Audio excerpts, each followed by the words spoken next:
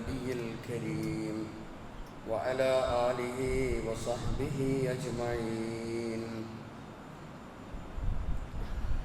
أعوذ بالله من الشيطان الرجيم. بسم الله الرحمن الرحيم. فلعلك تارك بعض ما يوحى إليك وضائق به صدرك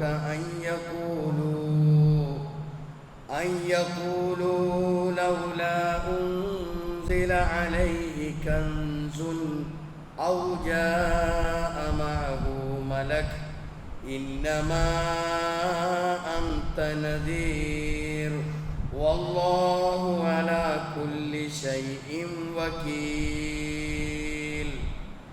أم يقولون افتراه قل فأتوا بعشر سور مثله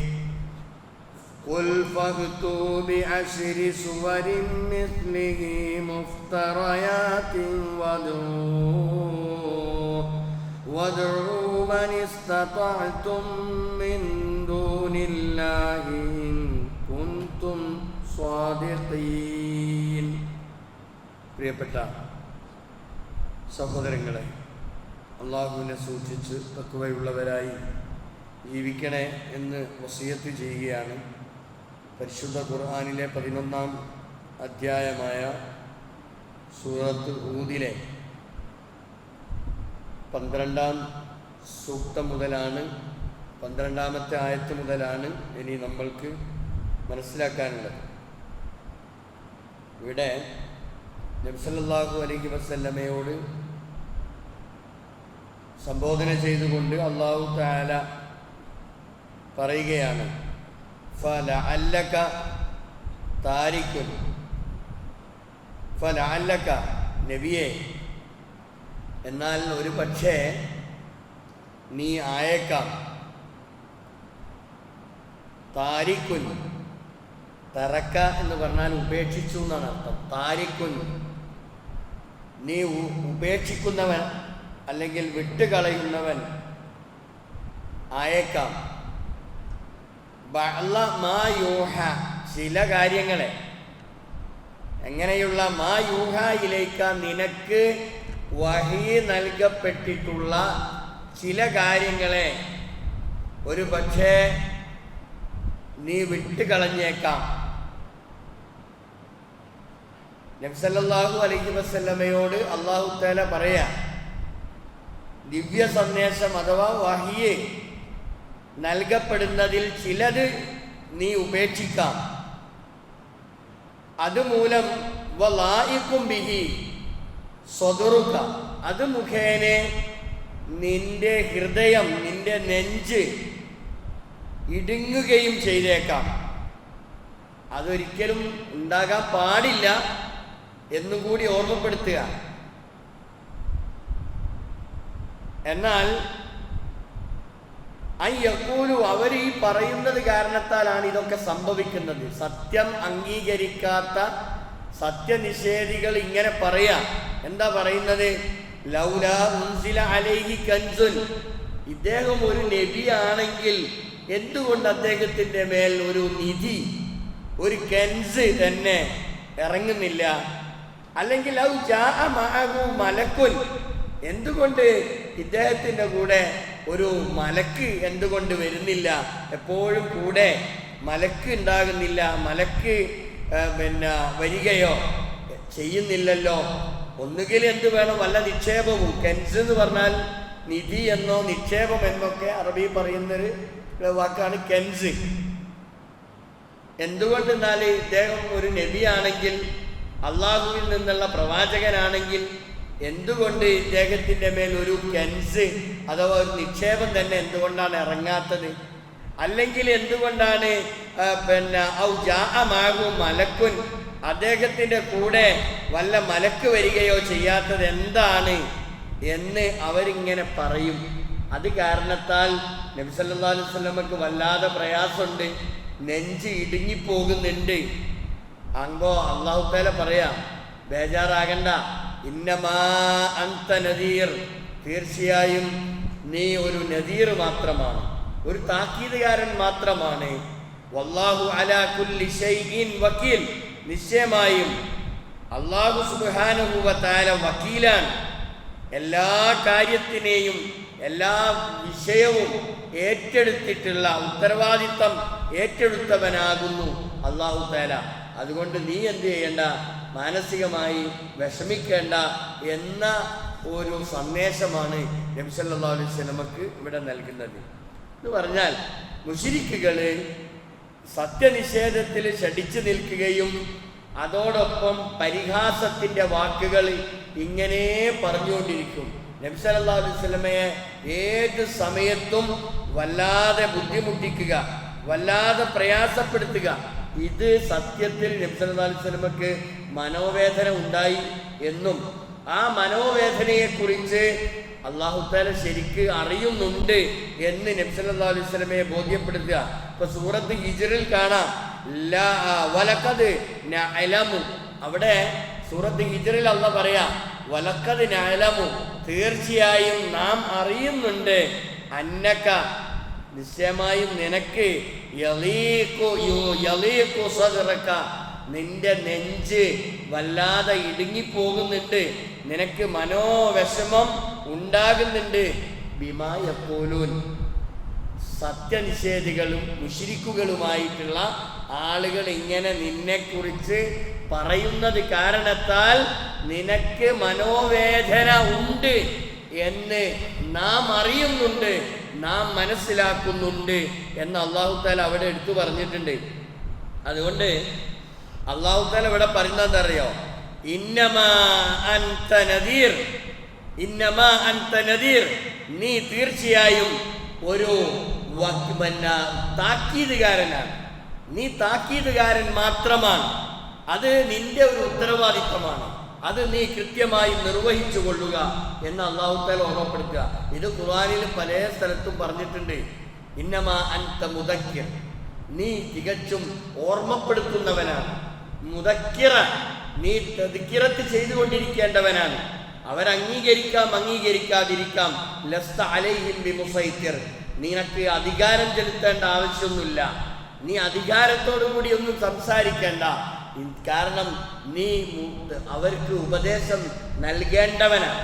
അത് അല്ലാഹു തആല നബി സല്ലല്ലാഹു അലൈഹി വസല്ലമക്ക് വളരെ കൃത്യമായി ബോധ്യപ്പെടുത്തിയിട്ടുള്ളതാ. മതം കൃത്യമായി പ്രബോധനം ചെയ്യുകയും താക്കീത് കൊടുക്കേണ്ടടുത്ത് താക്കീത് കൊടുക്കുകയും മുന്നറിയിപ്പ് നൽകേണ്ടടുത്ത് മുന്നറിയിപ്പ് നൽകുകയൊക്കെ ചെയ്താൽ മതി. എന്നിട്ട് അല്ലാഹ് പറയാ, വല്ലാഹു അലാ കുല്ലി ഷൈഇൻ വക്കീൽ, അല്ലാഹു തആല എല്ലാ കാര്യവും ഏറ്റെടുത്തിട്ടുണ്ട്, എല്ലാറ്റിൻ്റെയും ഉത്തരവാദിത്വം. വക്കീലി എന്ന് പറഞ്ഞാൽ അതാ, വക്കീലി എന്ന് പറഞ്ഞാൽ അങ്ങനെയാ, എല്ലാം ഏറ്റെടുത്തിട്ടുള്ള ഉത്തരവാദിത്വം ഏറ്റെടുത്തിട്ടുള്ള ആൾക്കാണ് വക്കീൽ എന്ന് പറയാ. അല്ലാഹു പറയാ, അവർ പറയുന്നിടത്തോളം പറയട്ടെ, നിനക്ക് ഒരിക്കലും അത് കാരണത്താൽ മാനസികമായി ഒന്നും പ്രയാസപ്പെടേണ്ട, അല്ലാഹു ഇതൊക്കെ കൃത്യമായി ഏറ്റെടുത്തിട്ടുണ്ട്. എന്നിട്ട് ഒരായത്തോട് നോക്കി, അം യഖൂലൂന ഇഫ്തറാ, ഇനി അതല്ല, അവരിങ്ങനെ പറയാണ്, ആര്? മുശ്രിക്കുകൾ പറയാ, ഇഫ്തറാ യഫ്തരി എന്ന് പറഞ്ഞാൽ കെട്ടിച്ചമച്ചുണ്ടാക്കുക എന്നാണ്. അപ്പോ ഈ ഖുർആൻ മുഹമ്മദ് നബിയെ സംബന്ധിച്ച് അവർ പറയുന്നത് ഇത് ഇവൻ കെട്ടിയുണ്ടാക്കിയതാണ്, കെട്ടിച്ചമച്ചുണ്ടാക്കിയതാണ്. അങ്ങനെ അവർ പറയുന്നുവോ? ഖുർആൻ ചോദിക്കുക, അം യഖൂലൂന, അവർ പറയുകയാണോ, ഇഫ്തറാഹു, ഇത് കെട്ടിച്ചമച്ചുണ്ടാക്കിയതാണ് എന്ന് ഈ മുശ്രിക്കുകൾ പറയാണോ? ഖുൽ, അങ്ങനെയാണെങ്കിൽ ഖുൽ, അവരോടൊരു കാര്യം പറഞ്ഞേക്ക്. നബി സല്ലല്ലാഹു അലൈഹി വസല്ലമയോട് അല്ലാഹ് പറയാ, അവരോട് പറഞ്ഞേക്ക്, എന്ത്, ഇത് കെട്ടിച്ചമച്ചുണ്ടാക്കിയ ഗ്രന്ഥമാണെങ്കിൽ ഫൗതു ബി അശരി സുവരിൻ മിത്ലിഹി, വേണ്ട, നിങ്ങൾ ഗ്രന്ഥമൊന്നും കൊണ്ടുവരണ്ട, വലിയൊരു കിതാബൊന്നും നിങ്ങൾ കൊണ്ടുവരണ്ട. ഫൗതു ബി അശരി സുവരിൻ മിത്ലിഹി, ഈ ഖുർആനിൽ പ്രതിപാദിച്ചിട്ടുള്ളത് പോലെ ഒരു 10 ആയത്ത്, ഒരു 10 ആയത്തെങ്കിലും നിങ്ങളൊന്ന് കൊണ്ടുവാ. മുഫ്തറയാത്തിൻ, ഇങ്ങനെ കെട്ടിച്ചമച്ച അല്ലെങ്കിൽ കെട്ടിച്ചമക്കപ്പെട്ട ഇതുപോലെ നിങ്ങൾ പറയുന്നുണ്ടല്ലോ, എന്നാൽ ഇതുപോലെ കെട്ടിയുണ്ടാക്കപ്പെട്ട ഒരു 10 ആയത്തെങ്കിലും നിങ്ങൾ കൊണ്ടുവാ. ഇനി അതോടൊപ്പം നിങ്ങൾ ഒരു കാര്യം ചെയ്തോ, വദഉ, നിങ്ങൾ വിളിക്കുകയും ചെയ്തോ, അല്ലെങ്കിൽ ക്ഷണിച്ചു വരുത്തിക്കോ, മൻ ഇസ്തതഅതും മിൻ ദൂനില്ലാ, അല്ലാഹുവിനെ കൂടാതെ നിങ്ങൾ ആരെയൊക്കെയാണോ നിങ്ങൾക്ക് ഇതിനു വേണ്ടി നിങ്ങൾക്ക് ആവശ്യമുള്ളത്, ആരെയൊക്കെയാണോ നിങ്ങൾ ആഗ്രഹിക്കുന്നത്, അവരെ കൂടി നിങ്ങൾ വിളിച്ചോ കൂടെ. നിങ്ങൾക്ക് ഒറ്റയ്ക്ക് കഴിയില്ലെങ്കിൽ നിങ്ങൾ ആരെയൊക്കെയാണോ നിങ്ങൾ ഈ വിളിച്ചു പ്രാർത്ഥിച്ചു കൊണ്ടിരിക്കുന്നത്, നിങ്ങൾ നിങ്ങളുടെ കാര്യങ്ങൾക്ക് വേണ്ടി നിങ്ങൾ പ്രാർത്ഥിച്ചു കൊണ്ടിരിക്കുന്ന ആളുകളുണ്ടല്ലോ, അവരെയൊക്കെ നിങ്ങൾ വിളിച്ചോന്ന് ഖുർആന്റെ ഒരു വെല്ലുവിളിയാണ്. ഖുർആനിന്റെ ഒരു വെല്ലുവിളിയാണ്. ഇതുപോലെ വേറെയും പല സ്ഥലത്തും ഖുർആൻ ഇതുപോലെ വെല്ലുവിളി നടത്തിയിട്ടുണ്ട്. ഇതുപോലെയുള്ള ഒരു സൂറത്ത് നിങ്ങൾ കൊണ്ടുവാ എന്ന് വേറെ പല സ്ഥലത്ത് പറഞ്ഞിട്ടുണ്ട്. ആ സമയത്ത് സാഹിത്യ രംഗത്തെ അങ്ങേയറ്റം പുരോഗതി പ്രാപിച്ച ഒരു കാലഘട്ടത്തിലാണ് ഈ ഖുർആന്റെ അവതരണം ഉണ്ടാകുന്നത്. സാഹിത്യ രംഗത്ത് അങ്ങേയറ്റം പുരോഗതി അന്ന് നിലവിലുണ്ട്. എന്നിട്ട് ചില ഈ പ്രാസം ഒപ്പിച്ച് ചില സൂറത്തുകൾ കൊണ്ടുവരാൻ വേണ്ടിയിട്ട് ശ്രമം നടത്തിയിരുന്നു അവര്. അൽ ഫീലു മൽ ഫീൽ എന്നൊക്കെ തുടങ്ങുന്ന തഫ്സീറുകൾ കാണാം. അങ്ങനെ അൽ ഫീലു മൽ ഫീൽ വമാ അദ്റാക മൽ ഫീൽ എന്നൊക്കെ പ്രാസൊപ്പിച്ച് കൊണ്ടുവന്നിരുന്നു. പക്ഷേ അതൊന്നും എവിടെയും വെളിച്ചം കണ്ടില്ല. അങ്ങനെ പലതും കെട്ടിച്ചമച്ചുണ്ടാക്കാനൊക്കെ ശ്രമിച്ചു നോക്കിയിട്ടുണ്ട്. ഖുർആനിന്റെ ഈ വെല്ലുവിളി അത് ഖിയാമം വരെ നിലനിൽക്കുന്ന ഒരു വെല്ലുവിളിയാണ്. ഇത് കെട്ടിച്ചമച്ചുണ്ടാക്കിയതാണ്, മുഹമ്മദിന്റെ ഇഷ്ടത്തിനനുസരിച്ച് ഉണ്ടാക്കിയതാണ് എന്ന വാദം അത് ആ ഖുർആനിന്റെ അവതരണ കാലം തൊട്ടേ ഉള്ളൊരു സംഗതിയാണ്. അതുകൊണ്ട് ഖുർആൻ പറയാ അം യഖൂലൂന ഇഫ്തറ, ഈ മുശ്രിക്കുകൾ പറയാ കെട്ടിച്ചമച്ചുണ്ടാക്കിയതാണ് എന്നവർ പറയുകയാണോ എങ്കിൽ നബിയെ ഖുൽ, അവരോട് പറഞ്ഞേക്ക്, ഇതുപോലെയുള്ള ഒരു 10 ആയത്ത്, വെറും 10 ആയത്ത്, 6000 ചില്ലാനം ആയത്തുകൾ ഉണ്ടല്ലോ ഖുർആനിൽ, വെറും 10 ആയത്ത് നിങ്ങൾ കൊണ്ടുവാ. മുഫ്തറയാത്തിൽ കെട്ടി ഉണ്ടാക്കപ്പെട്ട നിലയിൽ മാത്രമല്ല, അള്ളാനെ കൂടാതെ നിങ്ങൾക്ക് ആരെയൊക്കെയാണോ വിളിക്കേണ്ടത് അവരെയൊക്കെ നിങ്ങൾ ഇതിന് കൂട്ടിക്കോ. ഇൻ കുൻതും സാദിഖീൻ, നിങ്ങൾ ഈ പറയുന്നത് സത്യമാണെങ്കിൽ. ഇനി ഒറ്റ കാര്യം കൂടി, ഫൈലം യസ്തജീബു, നിങ്ങൾക്കതിന് സാധിച്ചില്ല എന്നിരിക്കട്ടെ, ഇതിന് നിങ്ങൾക്ക് ഉത്തരം നൽകിയില്ലെങ്കിൽ, ഫൈലം യസ്തജീബു ലക്കും, നിങ്ങൾക്ക് ഇതിന് ഉത്തരം ചെയ്യാൻ കഴിഞ്ഞില്ല, നിങ്ങൾക്ക് 10 ആയത്ത് കൊണ്ടുവരാൻ കഴിഞ്ഞില്ല, നിങ്ങൾക്ക് നിങ്ങളെ വിളിക്കേണ്ടവരൊക്കെ വിളിച്ച് നിങ്ങൾക്ക് ഇതിന് സമർത്ഥമായി ഇതിനെ ഗണ്ണിക്കാൻ നിങ്ങൾക്ക് കഴിഞ്ഞില്ലെങ്കിൽ, ഫഅലമു, നിങ്ങൾ ഒരു കാര്യം മനസ്സിലാക്കണം. എന്താ മനസ്സിലാക്കേണ്ടത്? അന്നമാ ഉൻസില ബിഇൽമില്ലാഹ്, തീർച്ചയായും ഈ ഗ്രന്ഥം അല്ലാഹുവിൻ്റെ അറിവോടുകൂടി മാത്രം അവതരിപ്പിക്കപ്പെട്ടതാണ് എന്ന് നിങ്ങൾ അറിയണം. നിങ്ങൾക്ക് കൊണ്ടുവരാൻ കഴിഞ്ഞിട്ടില്ലെങ്കിൽ ഫഅലമു, നിങ്ങൾ മനസ്സിലാക്കണം, അന്നമാ ഉൻസില ബിഇൽമില്ലാഹ്, ഇത് അല്ലാഹുവിൻ്റെ ലോകരക്ഷിതാവായ റബ്ബിൻ്റെ പൂർണ്ണമായും അവന്റെ അറിവോടുകൂടി മാത്രം അവതരിപ്പിക്കപ്പെട്ടതാണ്. അതുകൊണ്ട് വഅല്ലാ ഇലാഹ ഇല്ലാ ഹുവ, അവനല്ലാതെ ആരാധിക്കപ്പെടാൻ മറ്റൊരാളുമില്ല തന്നെ. ഫഹൽ അൻതും മുസ്ലിമൂൻ, എന്നിട്ടെങ്കിലും നിങ്ങൾ അള്ളാഹുവിന് ഈ കൂട്ടര് കീഴൊടുന്നവർ അല്ലെങ്കിൽ മുസ്ലിം ആകുമോ എന്ന് അള്ളാഹ് ചോദിക്കുക. വല്ലാത്തൊരു വർത്താനാണിത്. അപ്പം അപ്പോഴും ന്യായീകരിക്കും. ഏത് കാലത്തും അങ്ങനെയാണ്. ഖുർആനിന്റെ ആയത്തുകൾ എങ്ങനെയൊക്കെ പറഞ്ഞു കൊടുത്താലും ന്യായീകരിച്ചു കൊണ്ടിരിക്കുന്ന സ്വഭാവം അത് ഖുർആൻ ഇറങ്ങിയ കാലത്തുണ്ട്, ഇന്നുമുണ്ട്. ഉൾക്കൊള്ളാനോ അംഗീകരിക്കാനോ തയ്യാറാകുന്നതിന് പകരം അതിനെ ന്യായീകരിച്ചു കൊണ്ടിരിക്കുന്ന കാര്യങ്ങൾ. അപ്പൊ അല്ലാഹു തആല വെല്ലുവിളി നടത്തിയാണ് പരിശുദ്ധ ഖുർആൻ കെട്ടിച്ചമച്ചുണ്ടാക്കിയതാണ് എന്നോ അല്ലെങ്കിൽ മുഹമ്മദിന്റെ ജൽപ്പനമാണ് എന്നൊക്കെ വാദിക്കുന്നവർക്കുള്ള ശക്തമായ ഒരു വെല്ലുവിളിയാണ് ഖുർആൻ ഇവിടെ നടത്തുന്നത്. അതുകൊണ്ട് പരിശുദ്ധ ഖുർആൻ ഇങ്ങനെ വളരെ കൃത്യമായി മനുഷ്യ മനസ്സുകളോട് സംവദിക്കുകയാണ്.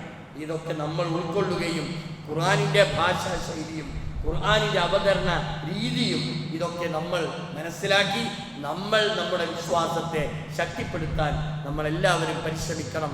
അല്ലാഹു തആല നമ്മെ അനുഗ്രഹിക്കുമാറാവട്ടെ. അള്ളാഹുവിൻ്റെ വചനം അതേറെ പവിത്രമാണ്, മഹനീയമാണ്.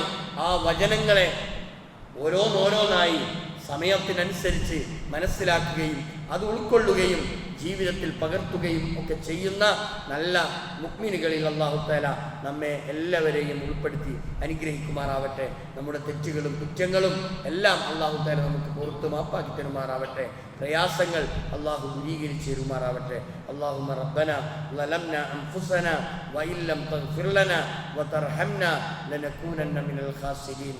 اللهم مقلب القلوب ثبت قلوبنا على دينك. اللهم مصرف القلوب صرف قلوبنا على طاعتك. ربنا آتنا في الدنيا حسنة وفي الآخرة حسنة وقنا عذاب النار. وآخر دعوانا أن الحمد لله رب العالمين. السلام عليكم ورحمة الله وبركاته.